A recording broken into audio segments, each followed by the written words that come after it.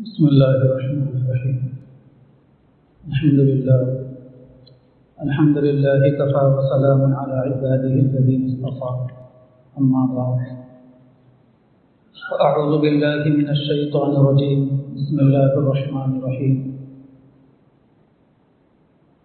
كل نفس بما كسبت رهينة إلا أصحاب اليمين في جنات يتساءلون عن المجرمين ما سلككم في سقر قالوا لم نكن من المصلين ولم نكن نطعم المسكين وكنا نخوض مع الخائضين وكنا نكذب بيوم الدين. وقال رسول الله صلى الله عليه وسلم: لكل شيء علم وعلم الإيمان الصلاة، او كما قال النبی صلی اللہ علیہ وسلم. قابل احترام دینی بھائی اور عزیزوں، پیغمبر اسلام حضرت محمد مصطفیٰ صلی اللہ علیہ وسلم کی منصب نبوت و رسالت کے بعد جو سب سے پہلا حکم دیا گیا، جب آپ علیہ السلام نے کھلا اعلان کیا تو طرح طرح کی مشکلیں بھی آئی، مصیبتوں کا سامنا بھی کرنا پڑا، تکلیفیں بھی جھیلنا پڑی. چنانچہ ایک مرتبہ آپ صلی اللہ علیہ وسلم شہر مکہ کے ایک پہاڑ پر، جس کو کوہ صفا کہا جاتا ہے، اس پہاڑ پر آپ چڑھے، اور چڑھنے کے بعد مکہ مکرمہ کے ایک ایک قبیلے کا نام لے کر بلائے کہ لوگوں ادھر آ جاؤ، یا معاشر القریش، سارے لوگوں کو بلائے. جو پہاڑ چڑھ کر اوپر جا نہیں سکتا تھا، اپنا ترجمہ، اپنا نمائندہ بھیج دیا وہاں جانے کے بعد آپ علیہ السلام نے سب کا دل جیتنے کے لیے، سب کو اعتماد لینے کے لیے، اعتماد میں لینے کے لیے آپ نے ان سے پوچھا کہ تم مجھے کیسا پاتے ہو؟ سب نے بڑے ایک آواز کہا کہ آپ بالکل سچ بولتے ہیں، بڑے امانت دار ہیں اور لوگوں کے معاون بنتے ہیں، مصیبت میں کسی کا سہارا بنتے ہیں. تو اس وقت آپ علیہ السلام نے یہ کہا کہ لوگوں، میں اس اونچائی پر، پہاڑی کے چوٹی پر کھڑا ہوا ہوں، اور میں اگر تمہیں یہ کہوں کہ اس پہاڑ کے پیچھے ایک لشکر ہے جو ہتھیار سے لیس ہے اور ابھی وہ تمہارے اوپر حملہ کرنے والا ہے، اگر میں یہ بات تمہارے سامنے کہوں تو کیا تم میرے بات پر اعتماد کرو گے، بھروسہ کرو گے؟ تو سارے لوگوں نے یہ کہا کہ آپ نے کبھی جھوٹ بولا ہی نہیں، آپ تو سچے ہیں، ہمیشہ اچھی بات کرتے ہیں. اگر آج آپ یہ بات کہتے ہیں کہ اس پہاڑ کے پیچھے ایک لشکر جرار کھڑا ہے اور ہمارے اوپر حملہ کرنے والا، اگر آپ یہ بات بولتے ہیں تو بالکل ہم اس کو سچ ماننے کو تیار ہیں. جب لوگوں کو حضور نے اعتماد میں لیا تو آپ علیہ السلام نے اس وقت یہ کہا کہ لوگوں، ایک اللہ ہے، ڈرو اس اللہ سے اور ڈرو دوزخ کے عذاب سے، اور میں اللہ کا نبی اور میں اللہ کا رسول ہوں. تو سارے کے سارے لوگ منتشر ہو گئے، لیکن کسی نے آپ علیہ السلام کا پیغام قبول نہیں کیا. آج بھی ان 3 مرحلوں کے ساتھ اگر کام کیا جائے تو نفع ہوتا ہے، لیکن آج عموماً اپنے ذات پر پہلے محنت کرنے کے بجائے ہماری محنت کا معیار دوسروں کی ذات ہوتی ہے، جس کی وجہ سے نہ زبان میں اثر ہوتا ہے، نہ دوسروں پر اثر ہوتا ہے، نہ کوئی متاثر ہو کر ساتھ میں آنے والا بنتا ہے. اس لیے سب سے پہلے اپنے ذات کو متوجہ رکھنا چاہیے، سب سے پہلے اپنے ذات کو مقدم رکھنا چاہیے کہ جو میں کہہ رہا ہوں سب سے زیادہ اس کہی ہوئی بات کا میں مستحق ہوں، کہ میں سب سے پہلے اس پر عمل کروں، اور اس کے بعد پھر اپنے گھر کے لوگوں کو متوجہ کیا جائے. ہم دوسروں کی زندگیوں کا نقشہ یعنی کہ متوجہ کرتے ہیں، اور ہمارے محنتوں کا میدان دوسروں کی زندگیاں ہوتی ہیں.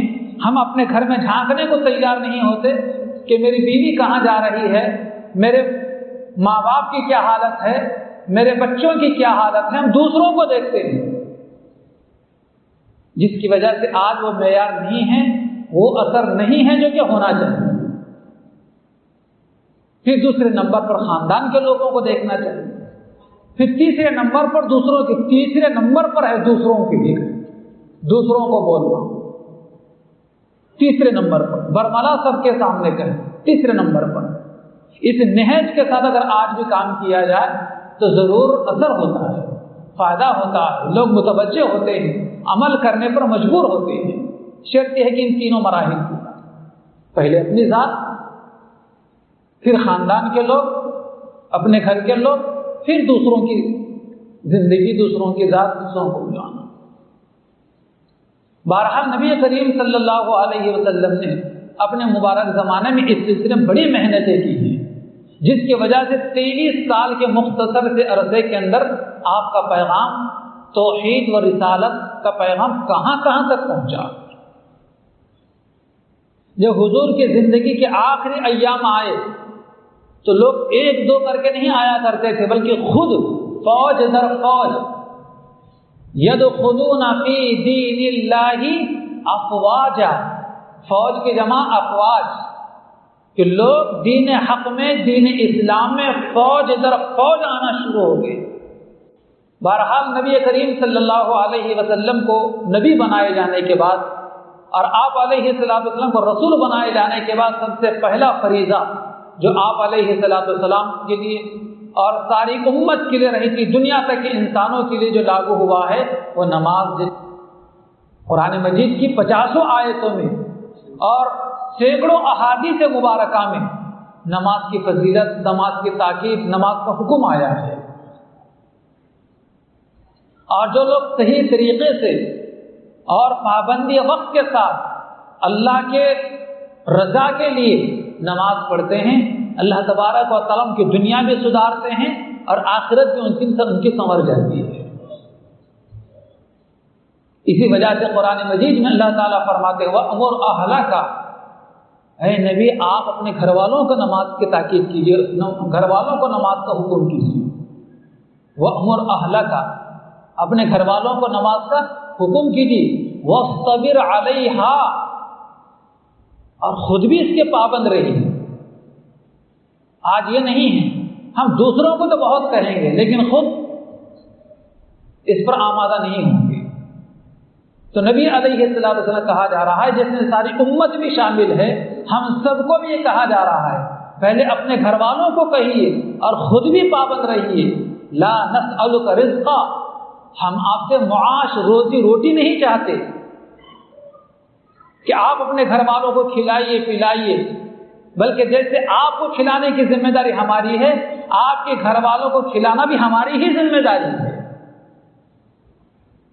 اور جیسے موت انسان کا پیچھا کرتی ہے، حدیث مبارکہ میں ہے، جیسے موت انسان کا پیچھا کرتی ہے، اسی طریقے سے اس کے مقدر کا رزق بھی اس کا پیچھا کرتا ہے۔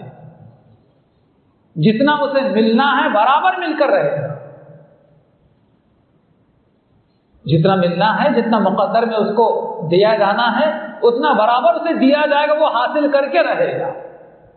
اس لیے اللہ فرماتا ہے کہ لا نسألک رزقا، آپ سے معاش کموانا، روزی روٹی کموانا ہم نہیں چاہتے، نحن نرزقک، ہم آپ کو روزی دیں گے۔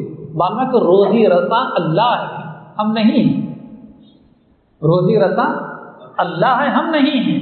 والعاقبۃ للتقوی، اور آخرت کا بہترین انجام، جنت اور جنت کی لازوال نعمتیں کن کے لیے ہیں؟ تقوی، خدا سے ڈرنے والوں کے لیے، اپنے دل میں خوف خدا رکھنے والوں کے لیے۔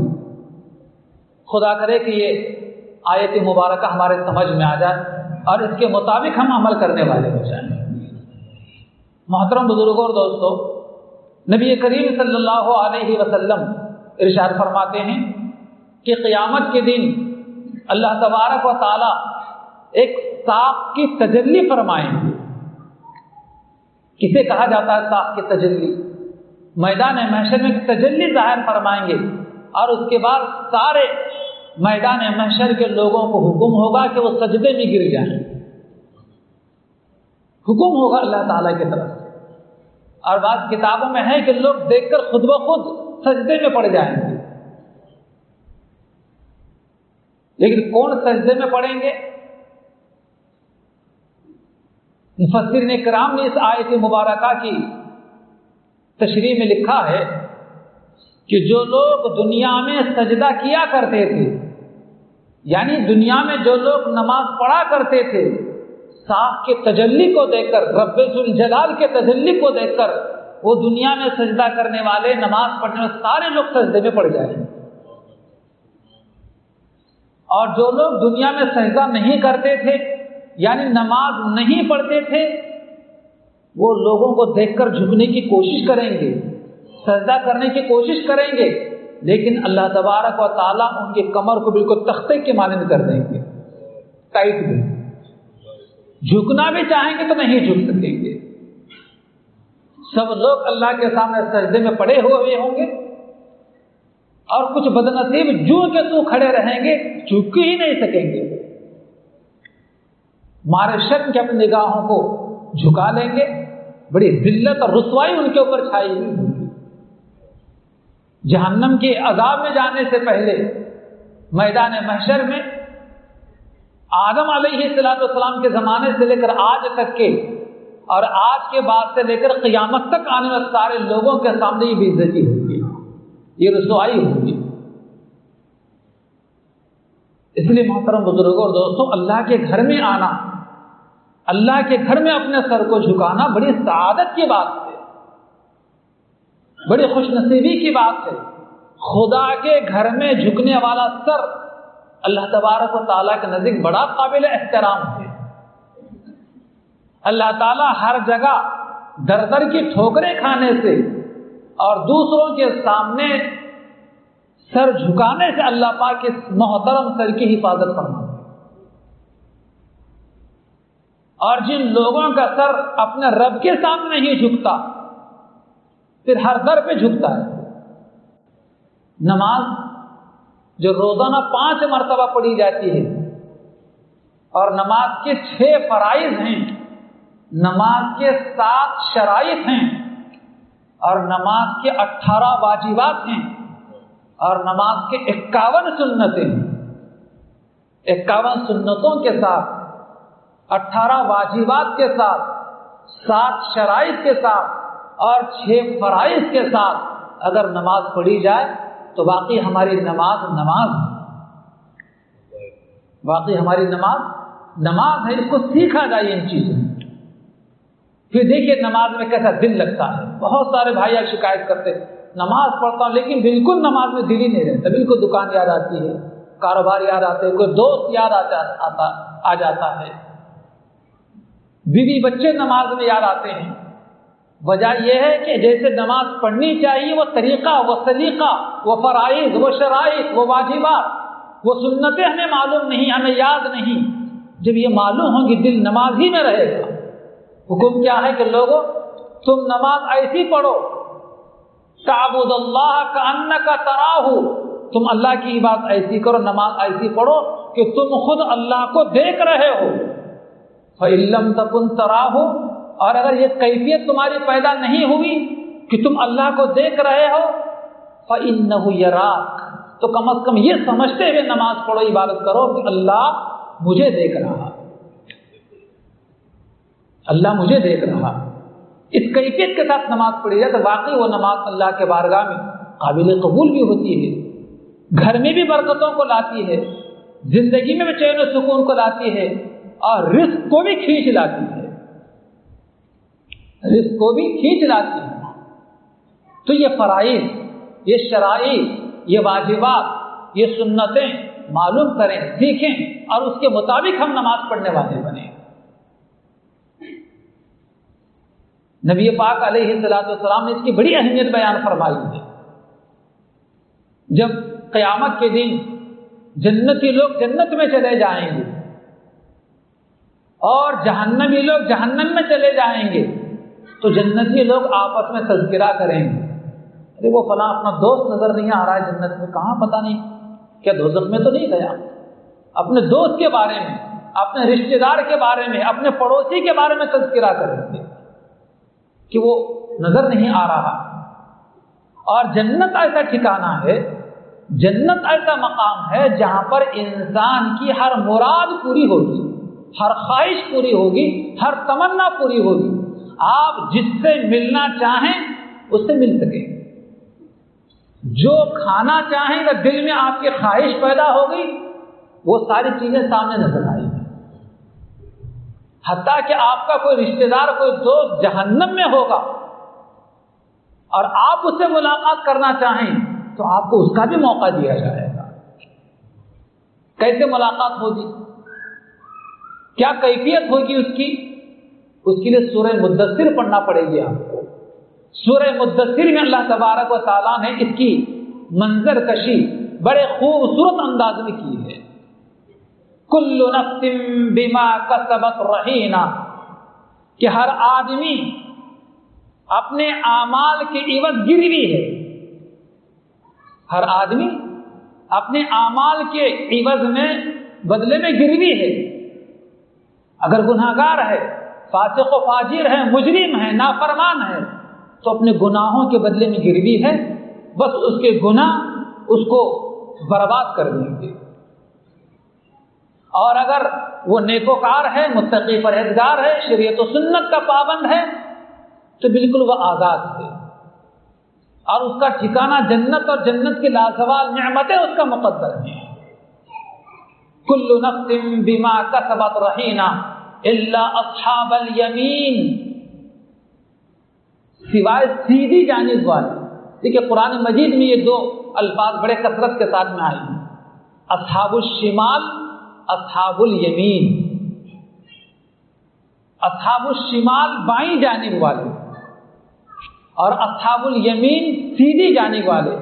سیدھی جانب والے جنتی لوگ، اہل ایمان لوگ، اور اصحاب الشمال بائیں جانب والے گناہگار لوگ، مجرم لوگ، جہنم میں جانے والے. تو اللہ تعالیٰ فرماتے الا اصحاب الیمین، کہ سوائے سیدھی جانب والے لوگوں کے. وہ کیا تذکرہ کریں گے؟ سیدھی جانب والے یعنی جنتی لوگ کیا تذکرہ کریں گے؟ یتساءلون عن المجرمین فی جنات یتساءلون، وہ جنت میں ایک دوسرے سے سوال کریں گے، ایک دوسرے پوچھیں گے. کن کے بارے میں؟ عن المجرمین، مجرم لوگوں کے بارے میں، پاپی اور گناہگار لوگوں کے بارے میں ایک دوسرے سے پوچھیں گے. جب پوچھیں گے تو انہیں بتلایا جائے گا کہ جس کے بارے میں آپ پوچھ رہے ہو تو ادھر پڑا ہوا ہے. کہاں پڑا ہوا ہے؟ دوزخ میں پڑا ہوا ہے، جہنم میں پڑا ہوا ہے. تو ان لوگوں کو وہاں پہنچنے کا اور ان سے ملاقات کا موقع دیا جائے گا. وہاں دہکتی ہوئی آگ ہوگی، انگارے ہوں گے، سانپ اور بچھو ہوں گے. لیکن یہ آگ، یہ سانپ اور بچھو، یہ تکلیفیں، یہ عذاب صرف گناہگاروں کے لیے تو جنتی ہے. اس لیے یہ سانپ اور بچھو، یہ آگ، یہ عذاب جنتیوں کو بالکل بھی کوئی تکلیف، کوئی پریشانی ان کو نہیں ہوتی. یہ بات کتابوں میں ہے کہ جنتی میں ہی سے جھانک کر ان سے پوچھیں گے، ارے تم یہاں کیسے پڑے ہو جہنم کے گڑھے کے اندر؟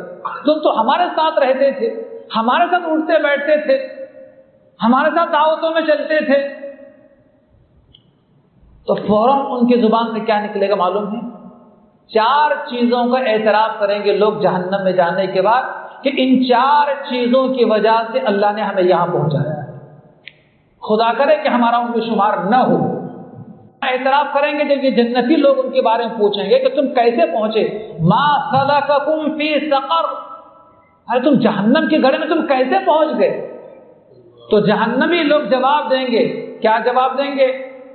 لم نک من المصلین، قالوا لم نک من المصلین. بھائی ہمارا جرم یہ ہے، ہمارا پاپ یہ ہے کہ ہم مصلی نہیں تھے. لم نک من المصلین، مصلی کسے کہا جاتا ہے؟ مسجد میں آ کر نماز پڑھنے والے کو مصلی کہا جاتا ہے. تو یہ اپنا جرم کا اعتراف کرے گا. میں جہنم میں پہنچنے کی وجہ یہ ہے کہ میں مسجد میں پہنچ کر نماز پڑھنے والا نہیں تھا. قرآن کے 29ویں پارے کی سورہ مدثر پڑھ لیجیے آپ، بڑی تفصیل ہے وہاں پر۔ اگر ترجمہ قرآن ہو تو اس کو کھول کر دیکھ لیجیے، اگر کوئی تشریح و تفسیر کی کتاب اگر اس کو کھولیے بڑا مزہ آئے گا پڑھنے کے اندر، کہ جہنمی لوگ جنتی لوگوں کو کیا جواب دیں گے۔ وہ ہم سب کی عبرت کے لیے اللہ تبارک و تعالیٰ نے دنیا ہی میں بتلایا ہے تاکہ یہ نوبت کسی کے ساتھ نہ آئے۔ یہ پہلا جرم جس کا اعتراف کریں گے جہنمی لوگ، اور دوسرا جرم جس کا اعتراف کریں گے جہنم میں جانے والے یہ ہوگا وَلَمْ نَكُ نُطْعِمُ الْمِسْكِينَ۔ دوسرا جرم جہنم میں جانے کا ہمارا یہ ہے کہ غریب و مسکین کو، فقیر کو ہم کھانا نہیں کھلایا کرتے تھے۔ اس لیے بھائیوں، اللہ نے ہمیں صحت دی ہے اور اللہ نے ہمیں عقل سلیم عطا فرمایا ہے، تو اذان کے بعد نماز پڑھنے میں کوئی چیز رکاوٹ نہیں بننا چاہیے، نہ بیوی، نہ بچے، نہ کاروبار، نہ دکان، نہ کوئی مزدوری، اور نہ ہی کہ کوئی سفر، کوئی چیز رکاوٹ نہیں بننا چاہیے۔ وقت ہو گیا، اذان ہو گئی، بس سب سے پہلے ہم اللہ کے گھر کی طرف متوجہ ہو جائیں، ہمارے قدم آگے بڑھنا چاہیے۔ اور دوسری چیز، اللہ نے مال دیا ہے، تونگری دی ہے، تو اللہ کے ضرورت مند بندوں کی ضرورت پوری کرنا، مسکینوں کو کھانا کھلانا، غریبوں کو کھانا کھلانا، یہ بڑا اجر و ثواب کا کام ہے، آدمی کو جنت میں پہنچا سکتا ہے۔ یہ حدیث مبارکہ میں ہے، نبی کریم صلی اللہ علیہ وسلم فرماتے ہیں کہ میدان محشر میں اللہ تعالیٰ پوچھیں گے بندوں سے، ایک بندے کو پیش کیا جائے گا اور اللہ تعالیٰ خود پوچھیں گے، بندے فلاں وقت میں نے تجھ سے کھانا مانگا تھا اور تو نے مجھے کھانا نہیں کھلایا تھا۔ بندہ عرض کرے گا، مولا آپ بندوں کو کھانا کھلاتے ہیں، آپ کو کہاں بھوک لگتی ہے؟ آپ بندوں کو کھانا کھلاتے ہیں، آپ کو ہم کیسے کھانا کھلا سکتے ہیں؟ اللہ تعالیٰ فرمائیں گے کہ بندے، میرے فلاں ضرورت مند بندے نے چند لقمے کھانے کا تجھ سے سوال کیا تھا اور تو کھانا کھلا سکتا تھا، لیکن تو نے کھانا نہیں کھلایا۔ اگر تو اس وقت میرے بھوکے بندے کو کھانا کھلاتا تو وہاں پر تو مجھے پاتا اور یہاں جہنم کے عذاب سے بچ جاتا۔ تو نے میرے فلاں محتاج بندے کو، بھوکے بندے کو کھانا نہیں کھلایا، اگر کھلاتا تو وہاں پر مجھے پاتا، تو نے نہیں کھلایا۔ فرشتوں کو حکم ہوگا، فرشتوں کھینچو اس کے ٹانگیں پکڑ کر پھینکو جہنم کے اندر۔ اللہ تعالیٰ ہماری حفاظت فرمائے۔ تو یہ دوسرا جرم جس کا اعتراف کریں گے، وَلَمْ نَكُ نُطْعِمُ الْمِسْكِينَ، کہ جہنم میں پہنچنے کا سبب ہمارا یہ ہے کہ مسکین کو کھانا کھلانے والے ہم نہیں تھے۔ اور تیسرا جرم جس کا اعتراف کریں گے جہنمی لوگ، جنتیوں کے سامنے جہنم میں پہنچنے کی تیسری وجہ ہماری یہ ہے کہ وَكُنَّا نَخُوضُ مَعَ الْخَائِضِينَ، دین اسلام کے خلاف سازش کرنے والے، بحث و مباحثہ کرنے والوں کے ساتھ ہم اٹھا بیٹھا کرتے، دین کے بارے میں فضول گفتگو کرنے والے اور دین کے خلاف سازشیں رچنے والے، کوئی کوڑی کے معلومات نہیں لیکن بلا وجہ کا بحث کر رہے ہیں، حالانکہ اپنی بات کو منوانے کے لیے جھوٹ بھی بول رہا ہے اور اپنی زبان سے بول رہا ہے، کہہ رہا کہ یہ حدیث ہے، اپنی زبان چلا رہا کہہ رہا کہ یہ قرآن میں ہے۔ کتنے لوگ ایسے ہیں، اپنے دوستوں میں بیٹھتے ہیں بحث کرتے ہیں، ارے بھائی حدیث میں ہے ایسا۔ اللہ کے نبی علیہ السلام فرماتے ہیں، من قال برأیہ فلیتبوع مقعدہ من النار، قرآن یا حدیث کے تعلق سے کوئی انسان اپنی جانب سے کوئی بات کہے اور کہے کہ یہ قرآن ہے، تو اسے چاہیے کہ اپنا ٹھکانہ جہنم میں بنا لے۔ دینی ٹاپک پر، دینی عنوان سے بحث و مباحثہ کرنے سے آدمی کو بہت احتیاط برتنا چاہیے۔ آپ کا کام نہیں ہے دینی تعلق سے، دینی باتوں پر، قرآن و حدیث کے تعلق سے بحث و مباحثہ کرنا، ایک دوسرے سے بالکل لڑ پڑنا اور اپنے بات کو منوانے کے لیے کہنا کہ یہ قرآن میں ہے اور یہ حدیث میں ہے۔ فَلْيَتَبَوَّعْ مَقْعَدَهُ مِنَ النَّارِ، جو اپنی بات کہتا ہے کہ قرآن میں ہے تو اسے چاہیے کہ اپنا ٹھکانہ جہنم میں بنا لے۔ تو ایسے لوگ جو بحث و مباحثہ کرنے والے ہیں اور ویسے لوگوں کے ساتھ اٹھنے بیٹھنے والے لوگ، اللہ پاک ان کو کہاں پہنچائیں گے؟ جہنم میں۔ جب پوچھا جائے گا ما سلککم فی سقر، تم یہاں کیسے پہنچ گئے، تو کہیں گے کہ ہم یہ کرنے والے ہیں، اسلام کے خلاف سازش یا اسلام کے تعلق سے بحث و مباحثہ کرنے والوں کے ساتھ ہم اٹھا بیٹھا کرتے ہیں۔ بہت سوچ سمجھ کر یہ بحث کرنا چاہیے۔ اور چوتھی چیز جس کا جہنمی لوگ جنتیوں کے سامنے قیامت کے دن اعتراف کریں گے، وہ کیا ہوگا؟ وَكُنَّا نُكَذِّبُ بِيَوْمِ الدِّينِ، ہم آج کے دن کو جھٹلاتے تھے۔ آج کے دن سے مراد آج کا جمعے کا دن نہیں، آخرت کا دن، قیامت کا دن۔ قیامت کے بارے میں ہم کو کوئی اعتقاد اور ہمارا ایمان تھا ہی نہیں۔ کوئی قیامت کی بات، جنت اور جہنم کے بعد ہمارے سامنے آتی تھی، بیکار چیز، یہ کہہ کر ہم جھٹلا دیا کرتے تھے۔ حتی اتانا الیقین، یہاں تک یقین آ گیا، موت آ گئی، اب ہم نے اپنی آنکھوں سے ساری چیزیں دیکھ رہے ہیں کہ بالکل وہ بات، آخرت کی بات، جنت کی بات، دوزخ کی بات، قیامت کی بات کیا تھی؟ سچی۔ فما تنفعهم شفاعۃ الشافعین، ایسے لوگوں کو جو نماز نہ پڑھنے والا، مسکینوں کو کھانا نہ کھلانے والا اور اپنی بات منوانے کے لیے بلا وجہ کے اسلام کے تعلق سے بحث و مباحثہ اور پروپیگنڈا کرنے والا اور آخرت کے دن کو جھٹلانے والا، ایسے لوگوں کو کسی کی شفاعت بھی کام نہیں دے گی، کسی کی سفارش بھی کام نہیں دے گی۔ قرآن کی آیت ہے فما تنفعهم شفاعۃ الشافعین، ایسے لوگوں کو کس کی سفارش بھی کام نہیں آئے گی۔